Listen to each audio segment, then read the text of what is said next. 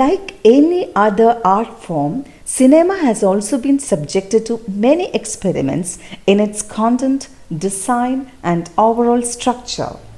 And these changes that have taken place in this art form can be termed as different film movements. So today we are going to talk about some important film movements. Let's get started. A movement that took place in Germany or in German film can be termed as German expressionism. German സിനിമകളിൽ രൂപം കൊണ്ട ഒരു പ്രസ്ഥാനമാണ് German expressionism എന്ന പേരിൽ അറിയപ്പെടുന്നത്. It began in 1930s in Germany. 1930കളിൽ ജർമ്മനിയിലാണ് അല്ലെങ്കിൽ ജർമ്മൻ സിനിമകളിലാണ് ഈ പ്രസ്ഥാനം രൂപം കൊണ്ടത്. ഇനി ഇതിൻ്റെ പ്രത്യേകതകൾ എന്തൊക്കെയായിരുന്നു എന്ന് നമുക്ക് ഓരോന്നായിട്ട് നോക്കാം. അപ്പോൾ എളുപ്പത്തിൽ മനസ്സിലാവാൻ പറ്റുന്ന രീതിയിലാണ് ഈ വീഡിയോ ചെയ്തിട്ടുള്ളത്.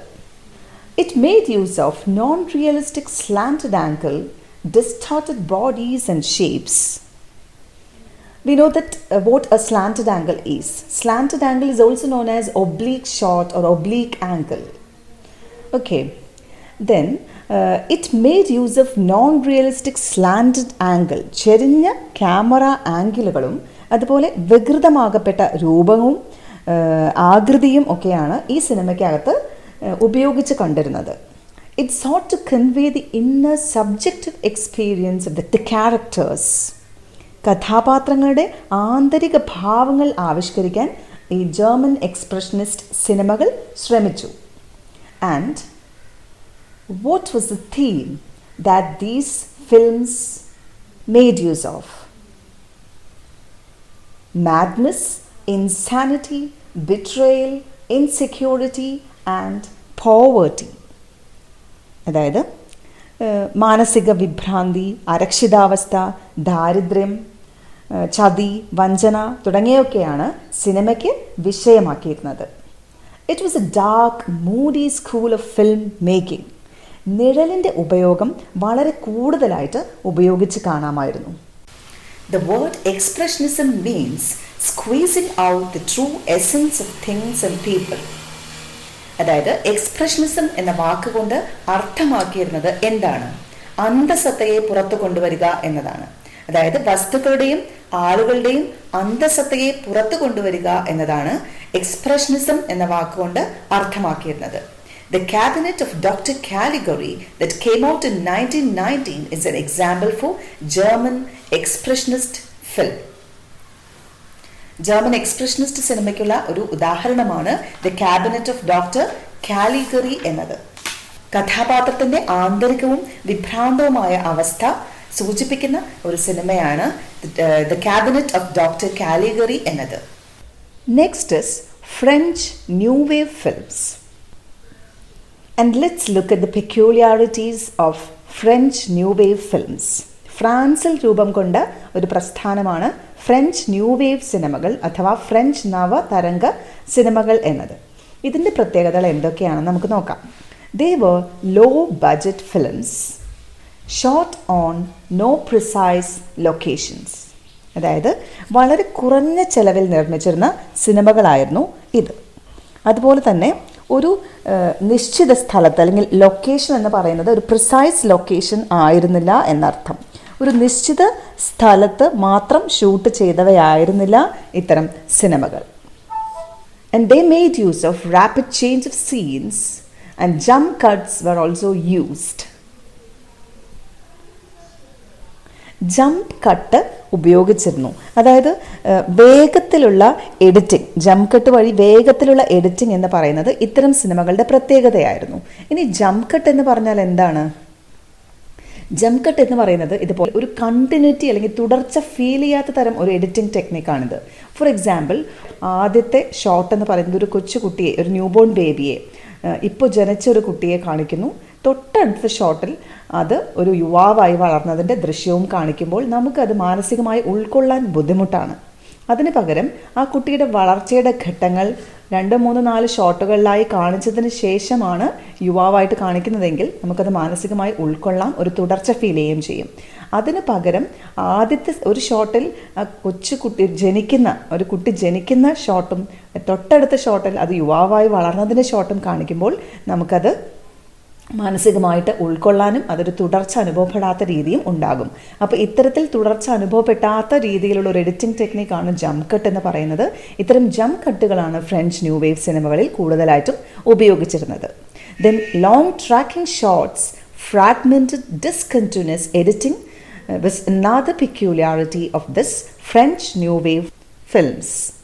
അപൂർണമായതും തുടർച്ചയല്ലാത്തതുമായ എഡിറ്റിംഗ്, മുഴുനീള ടേക്കുകൾ എന്നിവ ഇതിൻ്റെ മറ്റ് സവിശേഷതകളാണ്. And another important feature of French New Wave film is that it introduced a documentary style of film making. Breathless by Jean-Luc Godard and Paris Belongs to Us by Jacques Rivette are examples for French New Wave films. Another important film movement was the Avant Garde. ഈ സിനിമയുടെ പ്രത്യേകത അല്ലെങ്കിൽ ഈ പ്രസ്ഥാനത്തിൻ്റെ പ്രത്യേകതകൾ എന്തൊക്കെയായിരുന്നു എന്ന് നമുക്ക് നോക്കാം. Low budget films, minimal crew, they were self-financed, film by amateurs or experimental filmmakers. It renders the personal vision of the filmmaker, non-profit motive, and made use of asynchronous sound. ഇതൊക്കെയാണ് ഇത്തരം ഒരു പ്രസ്ഥാനത്തിൻ്റെ സവിശേഷതകൾ എന്ന് പറയുന്നത്. അവന്റ് ഗാർഡ് എന്ന film മൂവ്മെൻറ്റിൻ്റെ പ്രത്യേകതകൾ ഈ പറഞ്ഞതെല്ലാമാണ്. എന്തൊക്കെയായിരുന്നു? ലോ ബഡ്ജറ്റ് ഫിലിംസ് ആയിരുന്നു, അതായത് വളരെ കുറഞ്ഞ ചെലവിൽ തന്നെ നിർമ്മിച്ചിരുന്ന സിനിമകളായിരുന്നു. മിനിമൽ ക്രൂ, അതായത് വളരെ കുറച്ച് ആളുകൾ മാത്രമാണ് ഈ സിനിമയ്ക്ക് പിന്നിൽ പ്രവർത്തിച്ചിരുന്നത്. ഒരു പക്ഷേ ചലച്ചിത്രകാരൻ മാത്രം തനിച്ചാണ് എല്ലാ ജോലികളും നിർവഹിച്ചിരുന്നത്. ഒരു വൺ മാൻ ഷോ ആയിരുന്നു എന്ന് നമുക്ക് വേണമെങ്കിൽ പറയാം. They were self-financed. ഇതിൻ്റെ സെൽഫ് ഫിനാൻസ്ഡ് എന്ന് പറയുമ്പോൾ സ്വാശ്രയ സിനിമകളായിരുന്നു എന്ന് വെച്ചിട്ടുണ്ടെങ്കിൽ ചലച്ചിത്രകാരൻ തന്നെ ഒറ്റയ്ക്ക് എല്ലാം ഇത് നിർമ്മിച്ചിരുന്നതും ഇതിൻ്റെ സംവിധാനവും എല്ലാം അദ്ദേഹം തന്നെയാണ് നിർവഹിച്ചിരുന്നത്. Film by amateurs or experimental filmmakers. ഒരു പരീക്ഷണാടിസ്ഥാനത്തിൽ നിർമ്മിച്ചിരുന്ന സിനിമകളായിരുന്നു. പ്രൊഫഷണൽസ് ആയിട്ടുള്ള ആളുകളായിരുന്നില്ല ഇത് നിർമ്മിച്ചിരുന്നത്.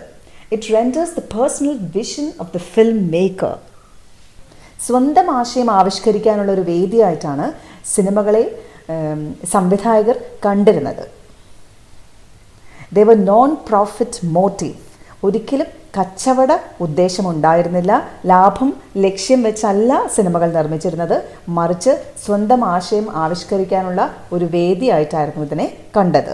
It made use of asynchronous sound. മറ്റൊരു പ്രത്യേകത എന്ന് പറയുന്നത് ദൃശ്യവുമായിട്ട് ഒട്ടും യോജിച്ച് പോവാത്ത രീതിയിലുള്ള ശബ്ദമാണ്, അഥവാ ശബ്ദത്തിൻ്റെ അഭാവമായിരുന്നു ഇത്തരം സിനിമകളുടെ പ്രത്യേകതകൾ. അസിൻക്രണസ് സൗണ്ട് എന്ന് പറയുമ്പോൾ ഒരു എക്സാമ്പിൾ ഞാൻ പറയാം. ഒരു സ്ത്രീ ഉറക്കെ നിലവിളിക്കുന്നതിൻ്റെ ദൃശ്യം കാണിക്കുമ്പോൾ ഒരു ട്രെയിൻ അല്ലെങ്കിൽ തീവണ്ടിയുടെ ശബ്ദം അതോടൊപ്പം ചേർക്കുക. അതിനെയാണ് നമ്മൾ എന്ത് പറയുന്നത്? അസിൻക്രണസ് സൗണ്ട് എന്ന് പറയുക. ഒട്ടും ദൃശ്യവുമായിട്ട് മാച്ച് ചെയ്യാത്ത അല്ലെങ്കിൽ യോജിക്കാത്ത രീതിയിലുള്ള ശബ്ദമാണ് ഇത്തരം സിനിമയ്ക്കകത്തെല്ലാം ഉപയോഗിച്ചിരുന്നത്. തീർച്ചയായിട്ടും പരീക്ഷണം ആയിരുന്നു, അല്ലെങ്കിൽ സംവിധായകൻ്റെ ഒരു പരീക്ഷണ വസ്തുവായിരുന്നു അവന്റ് ഗാർഡ് സിനിമകൾ എന്ന് പറയുന്നത്. ഓക്കെ, അപ്പോൾ അവന്റ് ഗാർഡ് സിനിമകളെ കുറിച്ചൊരു ഐഡിയ കിട്ടിക്കാണുമെന്ന് വിചാരിക്കുന്നു. Next is Italian new realism. ഇതൊക്കെ ഒരു പക്ഷേ നിങ്ങൾ കേട്ട് കാണും. It began in Italy from 1940 to 1950. 1940 മുതൽ 1950 വരെയാണ് ഈ ഒരു സിനിമയുടെ കാലഘട്ടം എന്ന് പറയുന്നത്. Italian new realistic films. It was the golden age of Italian cinema. Italian സിനിമയുടെ സുവർണ കാലഘട്ടം എന്ന് നമുക്ക് വിശേഷിപ്പിക്കാവുന്നത് ഈ ഒരു 1940 മുതൽ 50 വരെയുള്ള കാലഘട്ടത്തെയാണ്. These films were based on the stories of working class and it was featured on locations. തൊഴിലാളി വർഗത്തിൻ്റെ നിത്യജീവിതത്തെ കേന്ദ്രീകരിച്ചാണ് ഇത്തരം സിനിമകൾ എടുത്തിരുന്നത്. കൃത്യമായ അല്ലെങ്കിൽ യഥാർത്ഥ ലൊക്കേഷനുകളിലാണ് സിനിമ എടുത്തിരുന്നത്. സ്റ്റുഡിയോകളിൽ വച്ചല്ല, മറിച്ച് ലൊക്കേഷൻസ്, റിയൽ ലൊക്കേഷൻസ് അല്ലെങ്കിൽ യഥാർത്ഥ ലൊക്കേഷനിൽ വെച്ചാണ് സിനിമ ഷൂട്ട് ചെയ്തിരുന്നത്. പ്രൊഫഷണൽ ആയിട്ടുള്ള ആക്ടേഴ്സ് ആയിരുന്നില്ല, മറിച്ച് നോൺ പ്രൊഫഷണൽ ആക്ടേഴ്സാണ് ഇതിനകത്ത് അഭിനയിച്ചിരുന്നത്. ആൻഡ് തീം എന്തായിരുന്നു? Economic and moral conditions of the post world war 2. രണ്ടാം ലോക യുദ്ധത്തിന് ശേഷമുള്ള ഇറ്റലിയുടെ സാമ്പത്തിക സാമൂഹിക പ്രശ്നങ്ങളായിരുന്നു ഇത്തരം സിനിമയുടെ ഇതിവൃത്തം എന്ന് പറയുന്നത്. Bicycle thieves is an example for Italian neo realistic cinema. Italian neo realistic സിനിമയ്ക്കുള്ള ഏറ്റവും മികച്ച ഉദാഹരണമാണ് ബൈസിക്കിൾ തീവ്സ്. വിറ്റോറിയോ ഡെസിക്ക സംവിധാനം ചെയ്ത ബൈസിക്കിൾ തീവ്സ് ആണ് ഇറ്റാലിയൻ ന്യൂ റിയലിസ്റ്റിക് സിനിമയ്ക്കുള്ള ഒരു മികച്ച ഉദാഹരണം. ഈ സിനിമ പലപ്പോഴും നിങ്ങൾ കണ്ടു കാണും, മലയാളം ക്ലാസ്സിലൊക്കെ നിങ്ങൾ പഠിക്കുന്നുണ്ട് അല്ലേ? അപ്പോൾ ഇത് മാത്രമല്ല, വേറെയും കുറേ എക്സാമ്പിൾസ് നിങ്ങളുടെ ടെക്സ്റ്റിനകത്തുണ്ട്, അതെല്ലാം നോക്കി മനസ്സിലാക്കി വെക്കണം. Then another important film movement was the British New Wave cinema. British new wave സിനിമയുടെ പ്രത്യേകതകൾ എന്തൊക്കെയായിരുന്നു എന്ന് നമുക്ക് നോക്കാം. The British New Wave films emerged during the 1950s and 1960s. 1950 മുതൽ 60 വരെയുള്ള ഒരു കാലഘട്ടമാണ് ബ്രിട്ടീഷ് ന്യൂ വേവ് സിനിമയുടെ കാലഘട്ടം എന്ന് പറയുന്നത്. Documentary style of film making ആയിരുന്നു. It dealt with real location and real people, and that was the peculiarity of documentary style of filmmaking. സിനിമ ചിത്രീകരിക്കാനായിട്ട് ഉപയോഗിച്ചത് യഥാർത്ഥ ലൊക്കേഷനുകളാണ്. യഥാർത്ഥ സംഭവങ്ങളെയും യഥാർത്ഥ ജീവിതത്തെയും ആസ്പദമാക്കിയാണ് ഇത്തരം സിനിമകൾ നിർമ്മിച്ചിരുന്നത്. അതുകൊണ്ട് തന്നെയാണ് ഇതിനെ documentary style of film making എന്ന് നമ്മൾ വിശേഷിപ്പിക്കുന്നതും. ഇതിൻ്റെ ഇതിവൃത്തം എന്തൊക്കെയായിരുന്നു? Working class life, role of women in society and sexuality. തൊഴിലാളികളുടെ പ്രശ്നങ്ങളും സമൂഹത്തിൽ സ്ത്രീകളുടെ സ്ഥാനം, ലൈംഗികത തുടങ്ങിയവയായിരുന്നു ഇത്തരം സിനിമകൾക്ക് വിഷയമാക്കിയിരുന്നത്. There were many women-centered films. സ്ത്രീകളെ കേന്ദ്ര കഥാപാത്രങ്ങളാക്കി നിരവധി സിനിമകൾ രൂപം കൊണ്ടു. Room at the top, look back and anchor, ഇതൊക്കെ ബ്രിട്ടീഷ് ന്യൂ വേവ് സിനിമയ്ക്കുള്ള ഉദാഹരണങ്ങളാണ്. Next is American underground film or American underground cinema. It began in 1940s. Meshes of the Afternoon was the first underground film. That means the first American underground cinema is the Meshes of the Afternoon. It was revolutionary in nature and intellectual in attitude.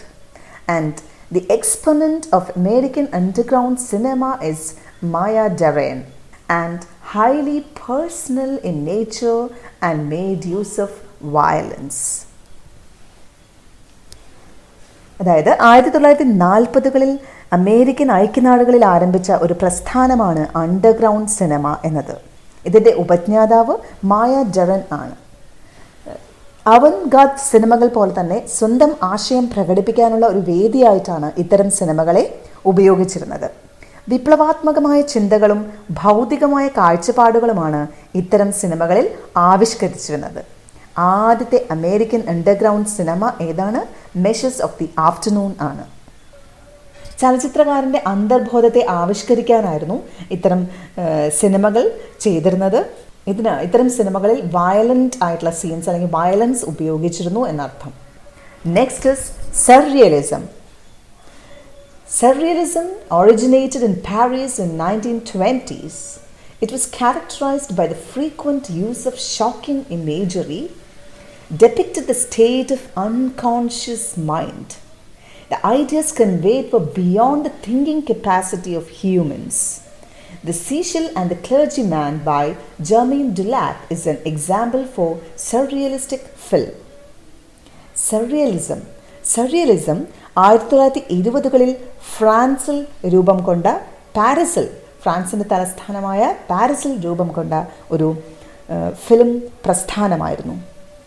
ആളുകളെ ഭീതിപ്പെടുത്തുന്ന നിരവധി ചിത്രങ്ങൾ ഇതിൽ ഉപയോഗിച്ചിരുന്നു. അബോധ മനസ്സിൻ്റെ കൽപ്പനകളെയാണ് ചിത്രീകരിച്ചിരുന്നത്. യാഥാർത്ഥ്യത്തിനും മിഥ്യയ്ക്കുമിടയിലുള്ള യുക്തിയുടെ അതിരുകളെ ഇല്ലാതാക്കുന്ന തരത്തിലുള്ള സിനിമകളായിരുന്നു surrealistic cinema എന്ന് പറയുന്നത്. The Seashell and the Clergyman by German Dulac is an example for this surrealistic category of films. Next is Indian New Wave cinema. Indian New Wave cinema is also known as parallel cinema. Parallel cinema എന്നും new wave സിനിമകൾ, Indian new wave സിനിമകൾ അറിയപ്പെട്ടിരുന്നു. It originated in Bengal in 1950. 1950 ബംഗാളിലാണ് ഈ സിനിമയുടെ ഉത്ഭവം. It took inspiration from Italian neo realism. Italian neo realistic സിനിമയിൽ നിന്നും ഊർജം ഉൾക്കൊണ്ട് തുടങ്ങിയ ഒരു പ്രസ്ഥാനമായിരുന്നു ഇന്ത്യൻ ന്യൂ വേവ് സിനിമ എന്നത്. It is known for serious content, realism and naturalism. വളരെ ഗൗരവമേറിയ വിഷയങ്ങളാണ് സിനിമയ്ക്ക് ഇതിവൃത്തമായത്. യഥാർത്ഥ ജീവിതത്തെ അതേപടി ആവിഷ്കരിക്കാനാണ് ഇത്തരം സിനിമകൾ ശ്രമിച്ചത്. Concentrated on the socio-political events of the time. 1950-കളിലെ സാമൂഹ്യ രാഷ്ട്രീയ സംഭവങ്ങളാണ് സിനിമയിലൂടെ അവതരിപ്പിച്ചത്. It rejected dance and songs. പാട്ട് നൃത്ത രംഗങ്ങൾ ഉണ്ടായിരുന്നില്ല എന്നർത്ഥം. ഇത്തരം സിനിമകൾ പാട്ട് നൃത്ത രംഗങ്ങൾ, അതായത് കൊമേഴ്ഷ്യൽ നമ്പേഴ്സാണ് അതൊക്കെ, അതൊന്നും തീർച്ചയായിട്ടും വാണിജ്യ സിനിമകളിൽ നമ്മൾ കണ്ടിരുന്ന പാട്ട് നൃത്ത രംഗങ്ങൾ ഇല്ലായിരുന്നു ഇന്ത്യൻ ന്യൂ വേവ് സിനിമകളിൽ. It shot A slice of life. അതായത് യഥാർത്ഥ ജീവിതത്തെ അതേപടി ആവിഷ്കരിക്കാനാണ്, അല്ലെങ്കിൽ സൊസൈറ്റിയിൽ, സമൂഹത്തിൽ നമ്മൾ എന്താണോ കാണുന്നത് അതിൻ്റെ ഒരു ദൃശ്യാവിഷ്കാരമാണ് നമ്മൾ ഇത്തരം സിനിമയിലൂടെ കണ്ടിരുന്നത്. Satyajit Ray, Ritwik Ghatak, Adoor Gopalakrishnan et al are exponents of Indian New Wave cinema. Adoor Gopalakrishnan, Satyajit Ray, Ritwik Ghatak തുടങ്ങിയവരൊക്കെ ഈ വിഭാഗത്തിൽപ്പെടുന്ന സംവിധായകരാണ്.